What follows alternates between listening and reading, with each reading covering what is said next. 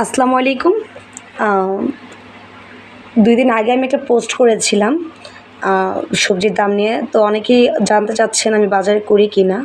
মাঝে, মাঝে বিভিন্ন কারণে আসলে কি মহিলাদের কিন্তু বাজার করতে হয়। তো দেখেন আমি এখানে হচ্ছে আলু নিয়েছি, এখানে হচ্ছে আমি নিয়েছি আম, এখানে নিয়েছি হচ্ছে আমি টমেটো, এখানে নিয়েছি হচ্ছে লেবু, এখানে ৬ টা লেবু আছে। আর এখানে হচ্ছে আছে আপনার করলা, হ্যাঁ?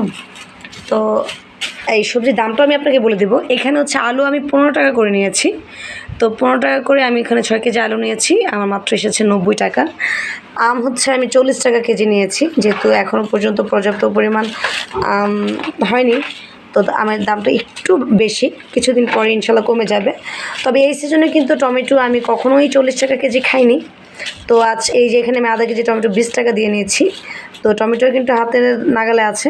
কিছুদিন আগে কিন্তু টমেটোর দাম ১৫ থেকে ২০ টাকা ছিল। তবে এখন যেহেতু টমেটোর মানে একটু কমে গেছে ফলনটা, এজন্য কিন্তু টমেটোর দামটা বেড়ে গেছে। তবে এতটাও বাড়েনি, হাতের নাগালেই আছে। এখানে আমি ৬ টা লেবু নিয়েছি। রোজা যেখানে একটা লেবু নিতে আমাকে ২০ টাকা গুনতে হয়েছে, এখানে আমি ৬ টা লেবু নিয়েছি। আমার ৬ টা লেবু পড়েছে ২০ টাকা। আর এখানে উস্তা দেখতেছেন, এই উস্তাটা হচ্ছে আমি এখানে ২৫০ গ্রাম উস্তা নিয়েছি। ২৫০ গ্রাম উস্তার দাম পড়েছে ২০ টাকা। তবে উস্তার দামটা একটু বেশিই মনে হচ্ছে। তবে আমি জানি না, মেবি হয়তো উস্তার সিজন এখন না, এই জন্য হয়তো দামটা বেড়ে গেছে। তো মোটামুটি আলহামদুলিল্লাহ এখানে যতগুলো সবজিই কিনেছি আমি এগুলোকে রিজনেবল প্রাইস হিসেবেই বিবেচনা করছি। তো বাকিটা হচ্ছে আপনারা জানাবেন।